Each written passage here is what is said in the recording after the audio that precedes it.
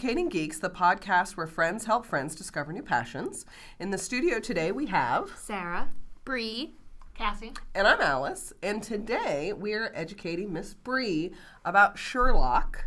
And we are going to cover both Season 1 and Season 2 today. So we usually start the show with finding out why you did not watch it when it came around the first time. I don't really have a good reason. My brother watched it basically as soon as they had it on Netflix, and for years he's been telling me to watch it, and I just kind of haven't. Like, I didn't have Netflix myself for a while, and then I watched everything. Like, I binged through Doctor Who, and so I don't have a good reason. It interested me, but I just didn't watch it. Because it first aired in 2010, right? Yeah. Mm-hmm. I remember I hadn't heard about it, and a friend of mine was like, oh my God, there's this new adaptation of Sherlock on. It's going to be awesome. And that's how I found out about it. I heard about it through NPR. They have really good TV coverage in anticipation of it coming out in the United States.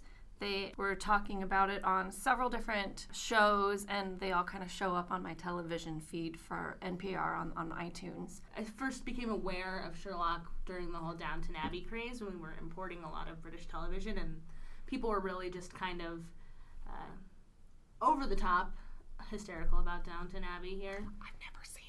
It's so good. It's very good. It's good.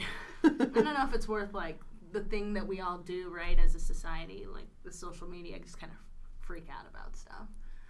But it's good. And so I was like, okay, so there's this show. And this was, of course, during Doctor Who shenanigans. So I was aware of it, but didn't try it until about a year after Season 1 aired, when it was on Netflix. How did everyone feel about its format? Because that was definitely they're long. So for those of you who don't know, they're about an hour and a half, and there's only 3 a season currently, and I don't think they're going to change that. But that's pretty normal for British shows. They don't Not have 3 for an hour and a half. They normally have about 6 or so. Yeah, like it didn't seem that weird to me at all, just because I had been, I saw Spaced, and there was a big couple of year gap between the first series and the second series, and there are only a handful of episodes total, and I just was like, okay, whatever, that's what they do. They do different things. 88 minutes without commercials, though, that's like brutal. Well, for me, it wasn't that I thought it was weird. It's that it all happens in January, and then there's nothing else. So for me, it was like, oh my God, this is so awesome, and I'm really enjoying it. She wants more. And bam, it's over in a month. Damn it. For me, that was more the reaction, not necessarily that it was weird, although it's certainly not what we're used to here in the States. I liked it. It was very digestible, and it was like just watching 3 movies in a series and being like, oh, okay, so eventually they'll release more movies like this. It just felt like watching a series of movies that was easier to digest than a usual series of movies like The Hobbit. So did you look at By today's standards, right? They're twice as long. Yeah, for sure. Did you look at them as TV movies? That's kind of how you look at them. Essentially, yeah. I think that I wonder if we're just not used to the miniseries concept anymore, because it really hasn't been done in the last however long. Well, not to get Cassie worked up, but it seems very similar to me with American Horror Story and the little pockets of these little separate. Each one is its own separate thing. Except American Horror Story does have 13. Yes, it is long, but it's still more of it's a miniseries. Each one is like its own little individual miniseries, as opposed to a CSI continuing kind of a story. Is every to me. cable series a miniseries then? Because every cable series is 13. You got me worked up. Dang it. I was hoping, Cassie, that we could go there temporarily. We're out. No. People say miniseries, and I'm like, oh, like the 10th Kingdom. Like, oh, that's 50 million hours long. So I don't know. Like, there's this really skewed concept of what a miniseries is. It does look like a miniseries, though. By American standards, 3 So if they do a Sherlock movie, how does that change the game? Because it's a rumor. I'm not interested. You prefer it in its Like, current format. They're already giving us an hour and a half of content. Like, that's a short movie. Mm-hmm. Like, 3 hour-and-a-half movies, and they're good quality. Why mess with a good thing? So they're thinking about traditional theatrical release movie type of deal? That was the rumor I heard. It could totally be hearsay. That would be very not why buy the cow when you can get the milk for free? Well, what would a movie bring except a bigger budget? I mean, the stories are and a bigger quality. budget. The plot is It doesn't quality. need a bigger budget. Yeah, don't you think? All that a bigger budget would bring is special effects, because they already have awesome actors and awesome stories and awesome character development and awesome writers. So I feel like that would just be if they wanted explosions, like Sherlock plus explosions. Well, and I to think your point, though, it is a TV show, and you can tell it's a TV show. The way that it's shot is very different than a film that you see in theaters. Although, for me, I had this difficulty at times with it in its presentation, that it seemed very mixed for me. So, for example, Sherlock is, in his nature, presented very goofy, right? He is very much like the Matt Smith Doctor. He's very goofy in many ways, although very gruff. hard and gruff at times Dangerous. as well. Yeah. But so, like in Hounds, for example, which is Hounds of Season 2, right? Episode 2, Season 2. They have all those panoramic shots of him standing on the rocks in his coat, looking over the moors, right? And I'm just like, why? Why? I don't get it. Why do we need that shot? Because they can. And then they have a shot of him in the lab with his feet like kicked up, looking in the TV monitors, and just like, yeah, I'm gonna be right there. There's a dog. Sure. It's like, yeah, it's kind of mixed. Yeah, it was for me. In episode 1, season 1, episode 1, for me, the stark difference was when they start all that stuff with Watson in his room having come back from the war. It's all shot very dark, and you begin the show thinking like, oh, it's going to be the dark Sherlock. It's going to be dark and heavy. And then, like, halfway through the show, it's goofy Sherlock. And I was very confused by that at the beginning. The tone. Also, I feel like maybe this is just me, but I feel like there's kind of a BBC trope where they do that dark montage of war, but it always kind of comes off cheesy to me because they don't really show anything. It's just like a bunch of blurry images and sounds. So almost like it's remastered World War II footage. Yeah. So every time they do that, it just kind of takes me out of it. So I started out the series being kind of taken out of it, but then they drew me right back in. Yeah. That's how I don't like war anything. I could sit in front of Band of Brothers for like however many hours that is, and I'd just be like, whatever. And it would all run together for me. All of that war, battle, all that stuff runs together for me anyway. So I've actually developed a really good way of like, oh, okay, now I can pay attention. So it automatically takes me out of it, so but I'm better able to jump back in than having that kind of dissonance. Like you're gonna have to draw me back in now. Yeah. For me, it wasn't just the montage, though. It was the color choices, the set design, the lighting, the whole thing is, grays and coppers and browns, and, then we're in bright London running around with Sherlock. I don't know. But I love the show. I mean, I love it. It's so much fun, and the two of them are so good together. Mm-hmm. They're such an awesome bromance. I mean, one of the best bromances around. Yeah, such a good couple. They really are. So if you had to pick, I know you don't like to do this, Sarah, but we're going to try and challenge you today to make a decision here. Pick a favorite child. Watson. Me too! Watson or Sherlock? Watson. Watson's such an easy choice. Sherlock is such a jerk to Molly the whole time, and I'm just like, you can jump off a bridge. I wish she would tell him that. I wish she would too. Oh, she won't. Never. I thought they were setting it up for her to die when he started being nice to her. Okay, oh my so God. we can... I was like, oh, you gonna be nice to her because you guys are about to stake us through the heart because she's gonna die. So let's try and make it a little bit different. So as a character, we all prefer Watson, obviously, because he's so much more of a likable character than Sherlock. Actor in role. Do we like Cumberbatch playing Sherlock better? Did you just say Cumberbatch? Yes, I did. Sorry, continue. Or, oh my God, now his name left me. Help Martin me. Freeman. Martin Freeman as Watson. Who does a better job doing their character? I don't think that's apples and oranges. That's difficult. Like as a modern, Well, so as a do you modern like day apples Watson, better, or do you like apples better? Like, what is so hard about this concept? Martin Freeman is Watson for me. And I've actually grown tired of Cumberbatch after watching all those episodes. Really? Yeah. Oh, I'm still a huge fan. I love his expressions, the range of expressions on his face, and the fact that he can turn on a dime in an instant. Yeah, Just that the does it. Really sweet, like his smirks, his thinking face, his like when he's like looking around doing stuff in his head. I just think that he is brilliant and very talented and very capable of portraying such a wide range of things just on his face. He makes me believe that he's actually smart. Yeah. That's cool. For me, it's interesting. I kind of have the reverse problem that Cassie has. I don't know. I'm going to say his name wrong again and feel horrible. Cumber, thank you. Batch. I don't know him. I hadn't ever, I don't know if anyone else, I had never known him before this. Whereas I've seen Martin Freeman in several things before seeing him in this. And for me, he kind of always plays the same character.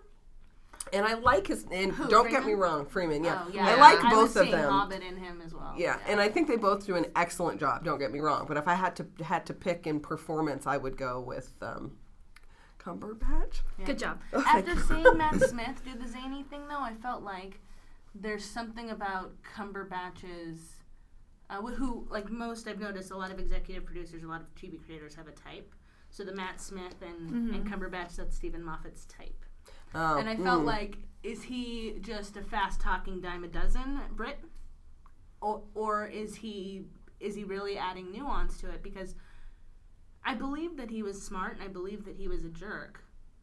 But I also believe that he's just really articulate and able to speed through lines, which is great.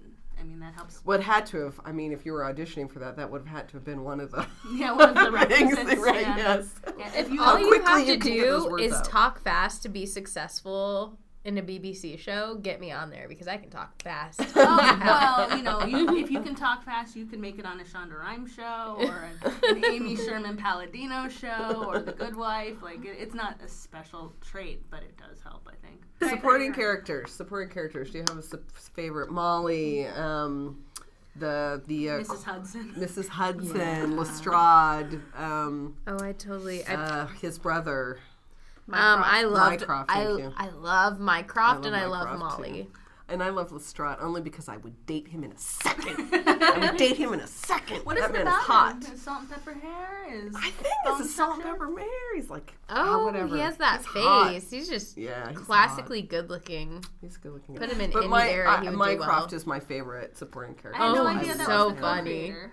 Yeah, I was like, He yeah. also writes for Doctor Who. Is he? He wrote one of the first episodes of Doctor Who from the reboot. Oh, wow. He goes I right wouldn't back. brag about that. He also does some comedy group. I forget what they're called. They're like the Something Gentlemen. What are they called? Do you know? I their don't name? know, but I know that's what I recognize him from. It has to be. I was telling Alice about this when we chatted about this before, that We at least cheated. initially we cheated. We conversed. Conferred. We conferred. Yeah. He came off as very campy in the initial ones, and it wasn't until season 2 where I felt like there was a bit more depth to the character. I know I'm a bit old and all, but did any of you guys watch reruns of the Avengers, the John Steed, Emma Peel Avengers, when they Yes. were on? So that scene when he first takes Watson to meet him, and he's in the garage, and he has his cane and his bowler, and he's standing with his foot back. That's John Steed I was just like, it's John Steed. There's John Steed. Purposefully done. I don't know, but it's like That's adorable. It's like so close, it's scary. I do like the theme music that goes with Moriarty. Or not with Moriarty, with Mycroft. It's Yeah. like it's a very creepy. That's why you think he's a villain, because the music is so creepy every time he's around. Well, one of And the I love things, the assistant who's always Oh yeah, always Oh, texting. and that Watson always tries to. I love when she's just like, bye. So horrible. I was like, you bitch. One of the things that drew me into Sherlock, based on the NPR coverage, was the discussion of the reveal of Moriarty when they were talking about it on Pop Culture Happy Hour. And they wouldn't tell you anything about it. They just said the way that they reveal Moriarty is really interesting, and they really liked it. And so for the first 3 episodes, I was like, is that Moriarty? Is that Moriarty? Is that Moriarty? And Mycroft was one of those ones. You know, as soon as you said, Obvious red I'm his herring. nemesis, here he might call me his nemesis, I was like, is that Moriarty? Yeah. I did not suspect. I didn't think it was Mycroft. I did. I did. I'll admit it. did I was like, until is he that? Mycroft? Until he said his name, I thought it was. But he wasn't like insidiously evil enough. So I was like, it's a pretty weak Moriarty, guys. Yeah, I Definitely didn't guess who ended up being. That was a pretty good. It was pretty good, amazing.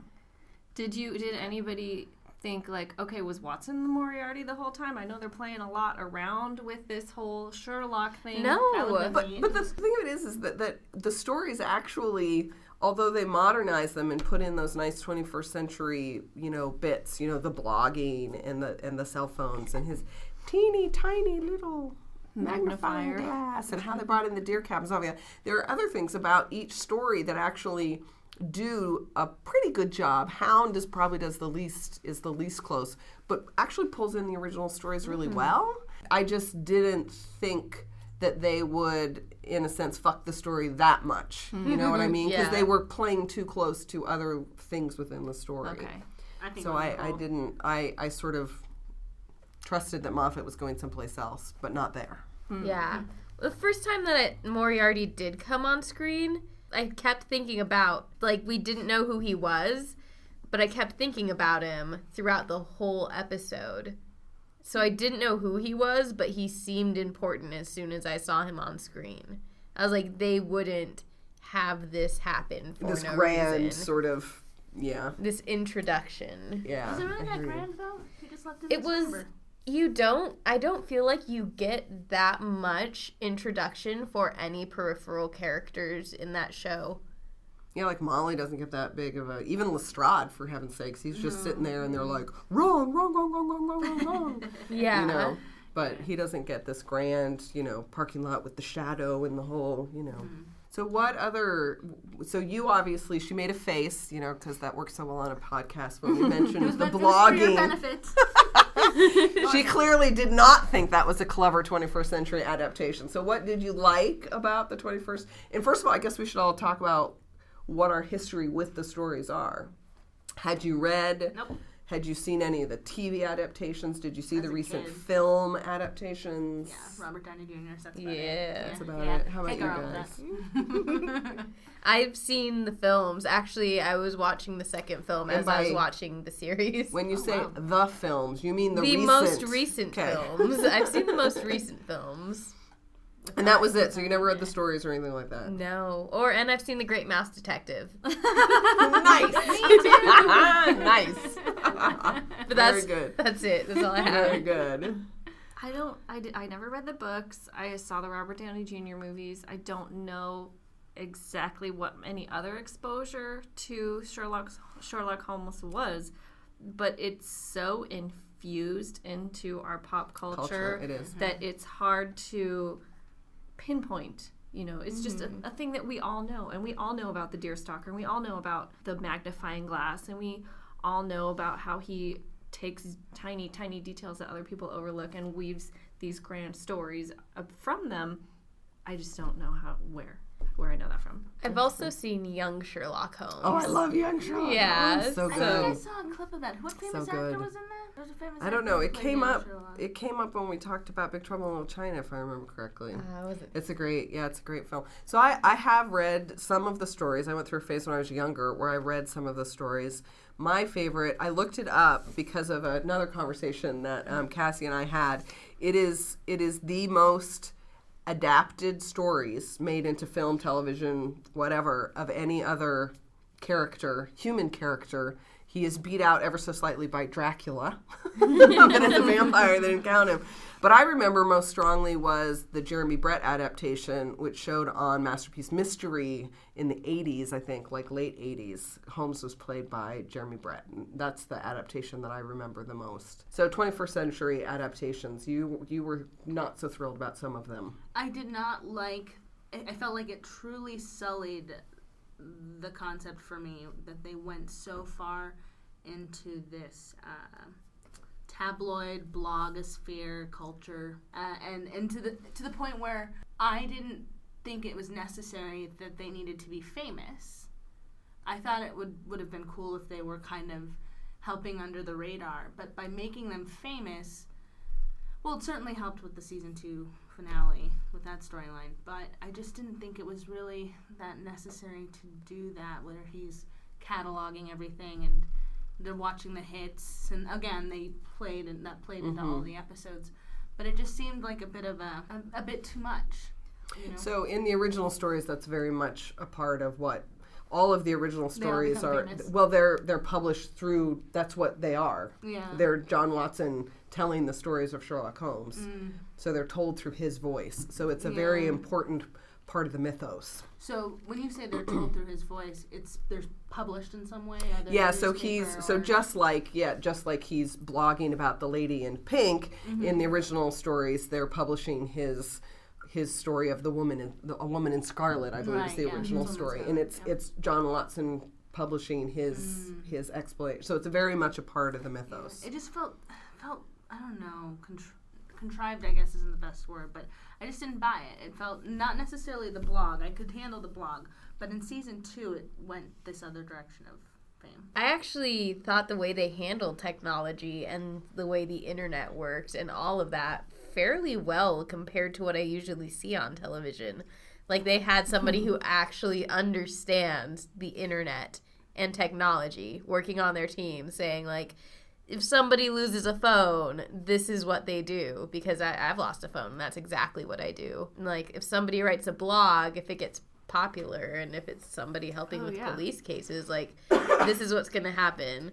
The one thing that kind of, like, I didn't like about that was the head of police or Scotland Yard or whatever was like, has this guy been helping you with cases? And you're like, it's all over the news. Right. Though they did take it too far. They made him a little too famous. I liked the Deerstalker, and the first time I watched it, I was like, and then the second time I watched it, I was like, I was anticipating. Well, and that's funny because in the stories, the Deerstalker isn't that big. That was something that didn't come into play in the mythos until it started to be adapted. And I think in the films, probably from the 40s and 50s, is when that became popular. I liked that they were just wandering through a theater, and Sherlock was like, here, I stole some props, put this on so that we're anonymous. And it was a Deerstalker, and then that's what made him famous. What cracks me up is he punches it.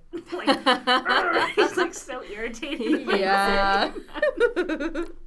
Even though he's being a jerk when he's doing that, it was quite funny. How did we feel about the nicotine patches? I thought hilarious. I loved that. Yeah. That one was another one of the modernizations that I thought was really clever.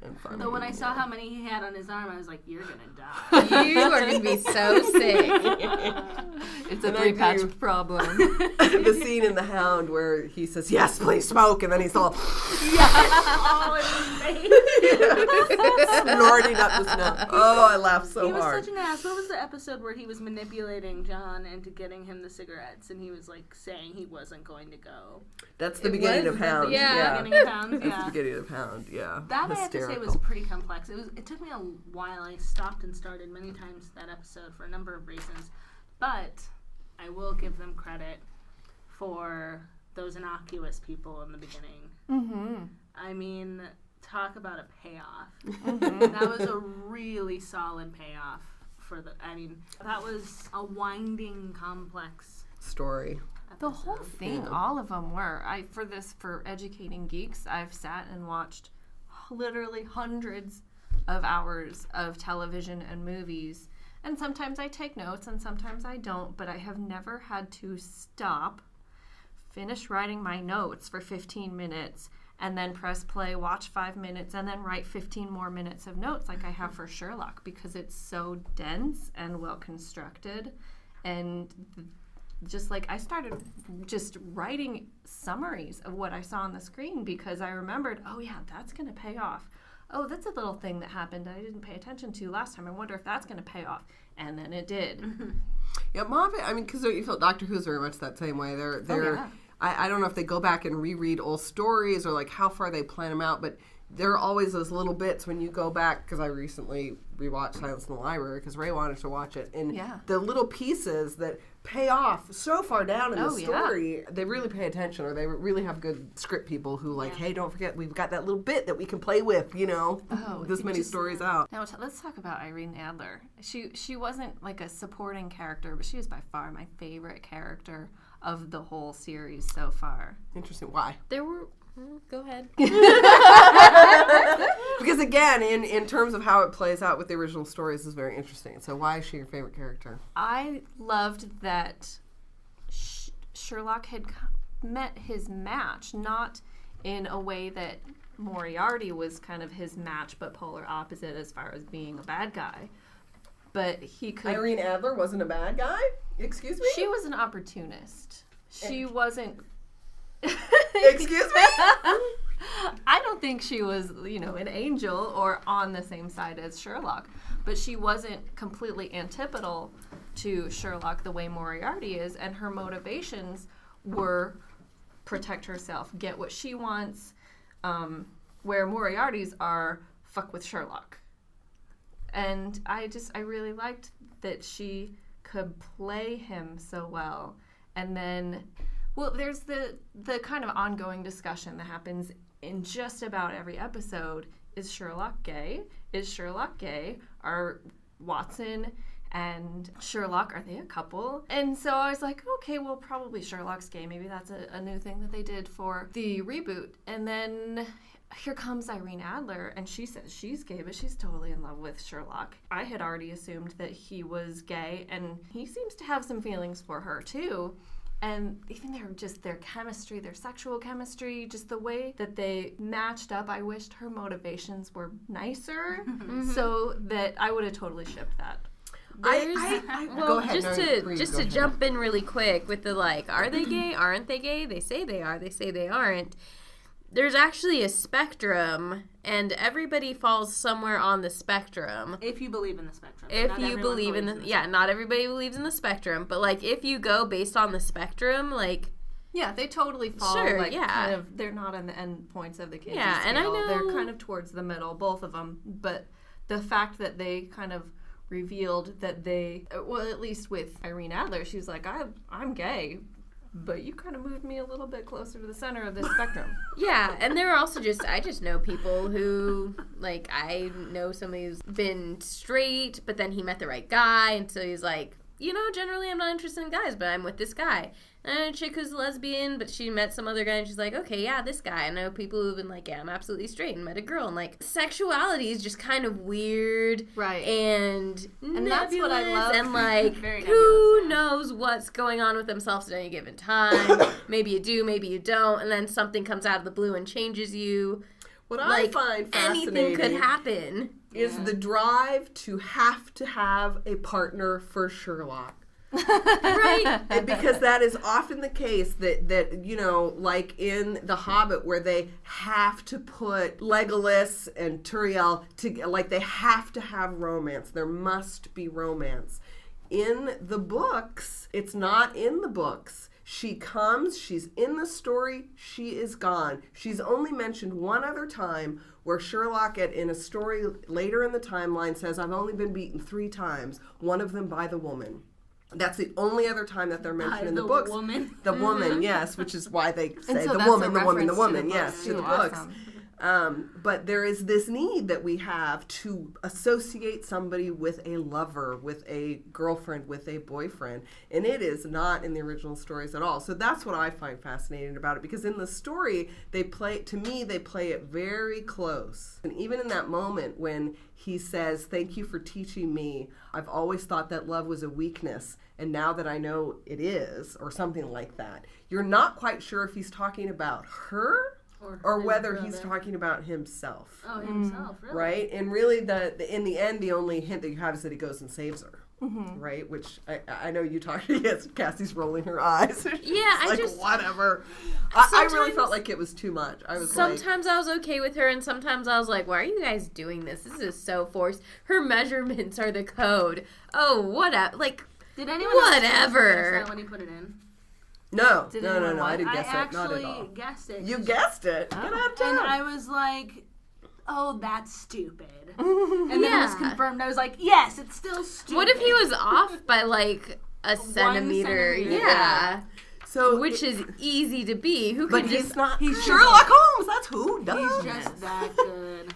So And she did give him a long enough look. creep? yeah. I loved that it wasn't like that it was her body that he was attracted to, because she surely was putting it out there for him, but you could tell he was just really entranced by her brain too, and he even says something about intelligence being definitely the new sexy. Oh no, she says that. Well, she Definitely says the it new first. sexy. Later in the episode, he turns it on her, and he's trying to get her to hurry up and do some piece of deducting, and then he goes, "Yeah, because smart is the new sexy," and he turns it on her. Also, I'm just gonna go back. What if she had a really big breakfast? No, I agree with you. I mean, there are things so about lame. that. It's probably actually my least favorite of the 6 episodes, but there are things about it that they just seem like they're playing it too much. They're just playing that point too hard. Because there are some really lovely things in the episode otherwise, like what you were saying, Sarah, about relationships and that kind of stuff. Because he says, I'm not gay, and she says, well, I am. And he's like, look we're at us not a both. couple, and she says, yes, you are. She says, yes, you are. Yes, So you that are. conversation is, To- I'm not actually gay. Well, I am. Look at us both. In that same conversation, there's a point okay. where Watson says, we're not together, we're not a couple. And she says, yes, you are. Oh, yes, I do remember that. Because yes, they are. They're in a relationship. It may not be a romantic Right. one, but they are sure as hell in a relationship. Says Sherlock. Thank God, because it's a great one. Does that make Sherlock the like Mary Sue manic pixie dream girl type character in this series, where everybody's just in love with him. Everybody wants to be with Sherlock. Oh yeah, no, Sherlock is He's like- definitely Watson's it's like manic pixie dream girl. Lavina. Because he starts out and he's all like, "Oh, I'm depressed. I just got back from the war. I have PTSD. And I have this psychosomatic limp." And then he gets pulled into all of the, excitement and adventure with Sherlock, and then poof, no more depression. I have a theory about And no next more season. It's going to be Sherlock and everybody in love with him living in a bathhouse. Shenanigans ensue. Well, and that's another thing that is another good parallel to the books, because in the books it's the same situation where Watson is immediately presented as somebody who is not annoyed by Sherlock, but is awed by Sherlock. Another very clever thing that Moffat and Gatiss do, I think, because there's that whole, and I can't remember which episode it's in, where Watson has that moment for all of us being like, do you not care? Do you not care? These are real people. And he makes that whole very poignant speech about, like, we're in a hospital. Are you going to go cry at the bedside of everyone in here? Is that going to help them in any way? Exactly. Which is true. It's not going to help them in any way. So he has those, I don't know, these little brilliant moments. But for if me. he were left to his own devices without Watson's influence, I can't imagine how ultimately ineffective he would be, because he would burn bridges with every single human he came across. And I don't know if they've really established that very strongly in the series, that if Watson's actually had an influence on Sherlock. I don't think that that may not be their intention. I was hoping that there would be that. I feel like they do in the end, and I can't remember which episode it is, where they're walking through, and Watson's seemingly whole job in the show is to be like timing moment, where like he's like correct, he's trying to correct. He's Sherlock's PR guy. Yeah, basically. Or hopefully Sherlock's humanization. Or I'd hate to say heart, that sounds schmaltzy, but something. Go ahead and say it. Watson is Sherlock's heart. Well, they undermine Tumblr post that. right there. They undermine that with Irene by having Watson there constantly, being there for Sherlock, being his roommate, being his biographer, basically. And then Irene comes in and makes Sherlock love. Like, they just kind of undermine Watson's influence. Well, then when you say that, though, maybe it's more lust. Maybe what Sherlock and Watson have is love, romantic or otherwise. Bromance. One of the best bromances ever. And with her, there was that sexuality awakened or whatever. That's true. Because Watson did stay after Irene left. So he'll risk his life. So he'll risk his life for Pretty Lady. Yes. Yep. Yeah. Thinking with the wrong head. Yep.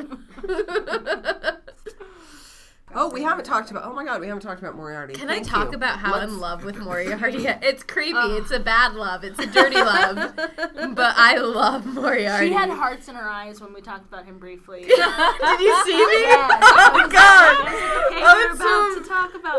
Nope, she can't breathe. Okay, we're gonna let her get control before we Oh my! He's so sarcastic and like he's over the top and theatrical, and He is very over. I'm blushing right now because I'm thinking about him. Like, I love Moriarty. Wow, you like the bad boys. It's not even beginning. I'd like to think Whereas that I like don't. the Tron Department elder gentleman with his salt pepper. And he's insane. In the The finale, whipping boys. What can I say? he's insane and He so is. charismatic. And he plays the crazy well, I think. And it is over the top. It is so. It is I over the can't top. stand It's how so over the top top. it is. There are times when it's a little bit over the I top. don't think it's that over the But top. he's That- doing that it thing for where he's like, he's doing it he's doing it all for Sherlock's benefit though. Like, It's a little bit. it's over the top and stupid and campy, but I'm still just like, He's just a nut. if I was in an improv theater class with you, I'd be asking you out for a beer. Crazy. So clearly, Sarah, as a character, he kind of annoyed you. He was. I feel like his menacing faces were not menacing at all. They were just They like were adorable. crazy psychotic rage, just like They are attractive. like somebody like really angry at the return desk at Target, like not threatening at all.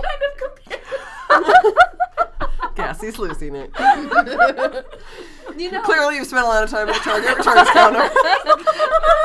when I worked retail, I used to say the nice people went to church on Sundays and the assholes came to return stuff to me. But they would just get all bent out of shape and just the crazy in their eyes was just complete disconnect with reality. Obviously, Moriarty is not a big fan of Reality.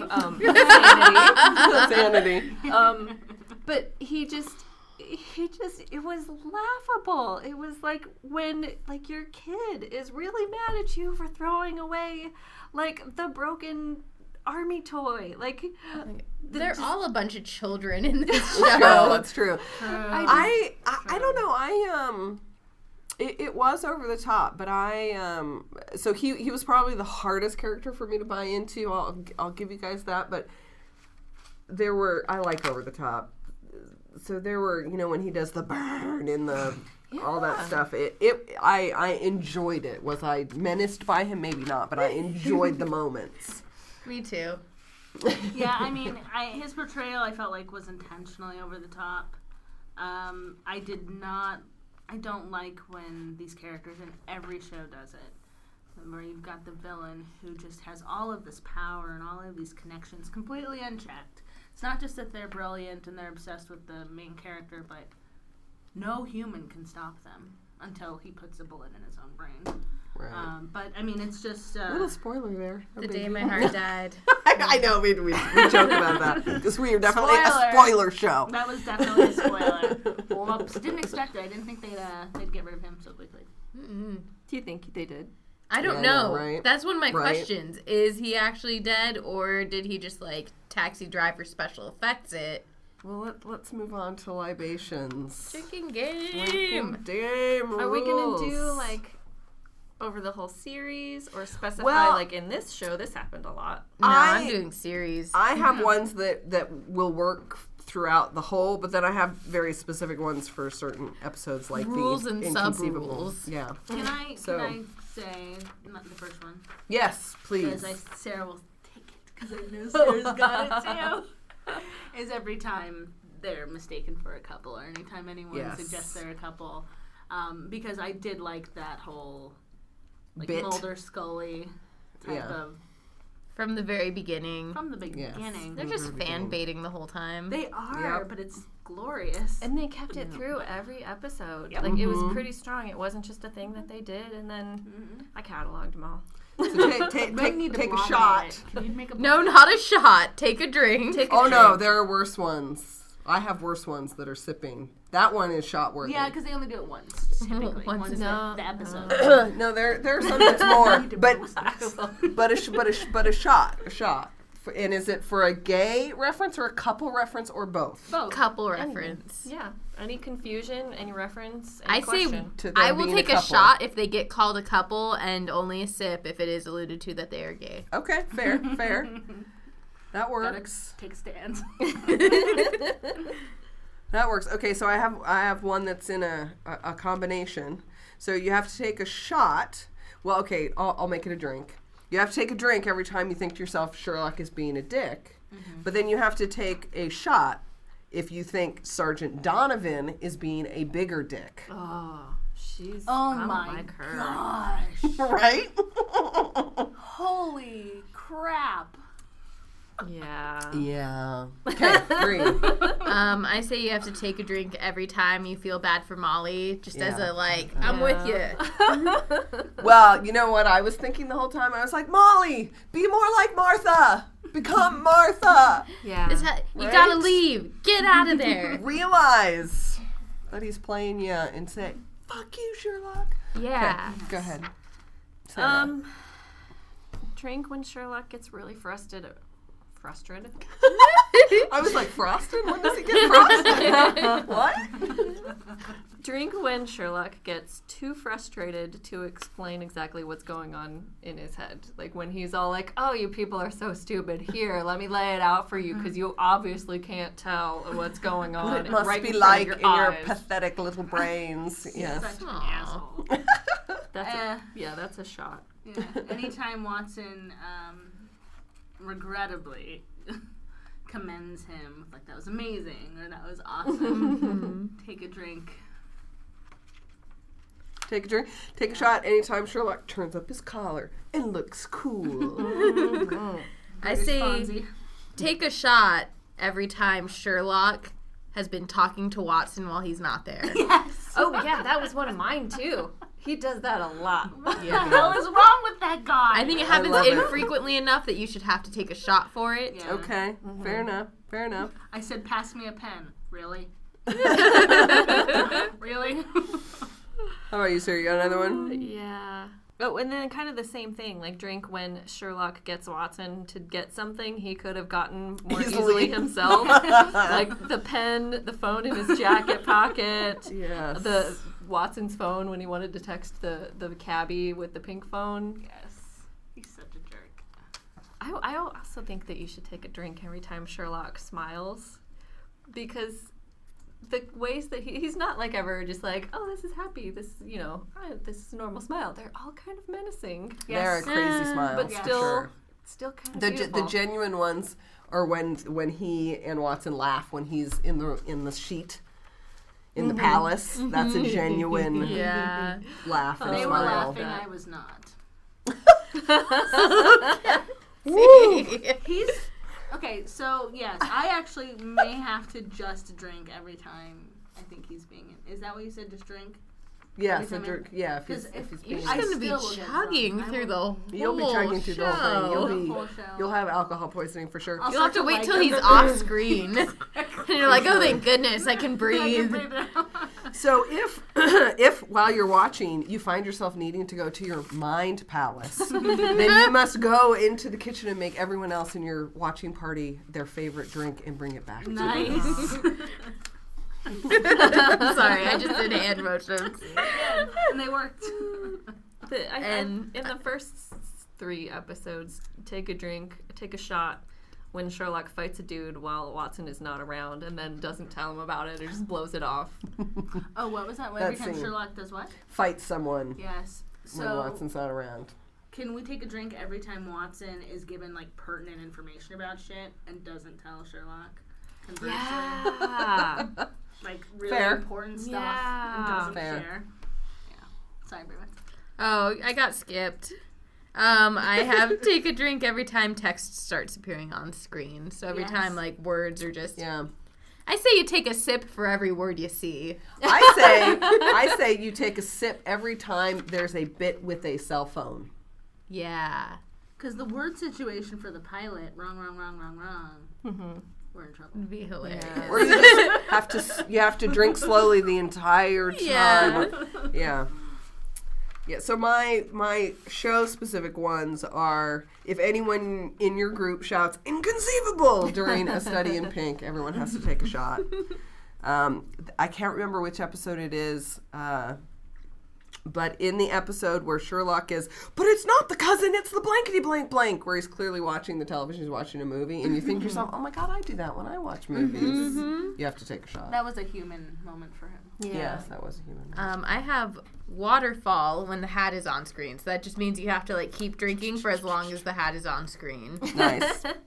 Very nice. You are trying to kill us. Yes. In The Blind Banker, I have take a drink every time you wonder why there are still phone books.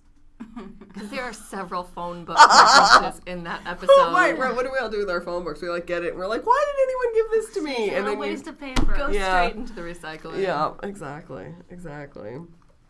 I have take a drink if Sherlock says bored and if Watson says obviously. Does that happen that much? Often when he says something really clever, Watson will go like, obviously. Oh, right. I see what you're saying. I thought you meant together. No. Okay, gotcha. Take a drink when an American is a jerk.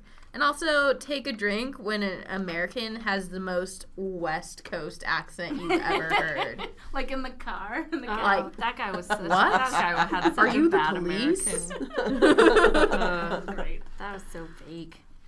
Maybe, no, that guy actually was. There's another guy He that wasn't. I looked him up. I was sounded like, oh. like Patrick Bateman in American Psycho, who's like, hello? Why, yes. Ah, Morris.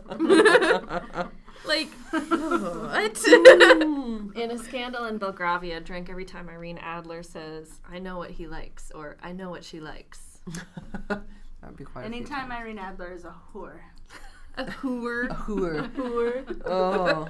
I actually like taking a drink or taking a shot every time Watson says something very clever, because there are a few moments throughout the series where he does a very clever play on words against somebody else, usually Mycroft. Yeah. I love like how he those. holds his own with Mycroft. Yeah. Oh, especially when the first meeting between them, when Mycroft is all like, Sherlock does like to get melodramatic. And Watson goes, it's a good thing you're above that, then. Yes. Yeah. He has a couple of really good moments like that. I wish he could do more of that with Sherlock. It's a shame. In Hound of Baskerville, take a drink anytime there's a dog on screen. Yeah, sip, otherwise you'll be sip, wasted yeah. in like 10 minutes. I say take a drink every time you look at Henry and you're like, but he's a werewolf. Right! That's Alonzo! Which is a reference to being human. Yes. That's Alonzo. Alonzo! That's Alonzo. Alonzo! Uh-huh. I Yeah. like his face. Yeah, I Oh, like that's his. How can you miss those ears? Oh my god. Yeah, in my, I stopped like calling radar. him Henry after a while. I was like, Henry does this in my notes. Every time you hear, I'm not your housekeeper. Oh, we didn't talk that much about Mrs. Hudson. I really loved her. Mrs. too. Hudson's She's incredible. Yeah, she's great. I'm not your housekeeper. As I I'm clean not your your housekeeper. house like your mom. And Yeah. I bring you groceries. Yes, and make food for your date. Yeah. Just like, I just have this lying around. This amazing platter. Take a drink anytime somebody arrives home at 221B and the door is just open. Mrs. Hudson just walks in, Watson just walks in, Lestrade just walks in. They wonder how things go down there. Cabby right? just walks in. Oh my god, that was so sinister. Yes. Loved it. I think that rounds out our drinking. I think it does. Well, thank you for joining us for this lively conversation about Sherlock, Season 1 and Season 2. We'll just let Cassie go, knowing that she is not a fan of the show. And I'm gonna watch season 3 because I like them, but I'm probably just gonna categorize that as hate Are you watch. gonna hate watch? You're gonna hate I've watch? never hate Sherlock? watched anything before, Oh, I but I might have. just do it to be ironic and mean. Ironic and mean. What about you, Brie? I'm probably honestly going to rewatch all of them within the next week. And then I'm going to make my friend watch all of them with me. I have a feeling that I'm going to watch Sherlock a lot. Even season 1. Yeah, I actually Yeah. find them all very rewatch because as I was sick, I actually watched them twice, all 6 of them twice before this recording, and I was amazed at how okay I was seeing them again so quickly I and put being them okay on- with it. Yeah, I put them on when I am falling asleep because I like to listen to the dialogue. Mm. And because there And because isn't you so want to be much- soothed to sleep by Benedict Cumberbatch's so voice. true. I know you. So much. true. Oh my god.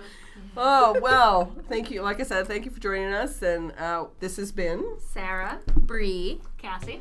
and this is Alice. Don't forget to check out the website at educatinggeeks.com.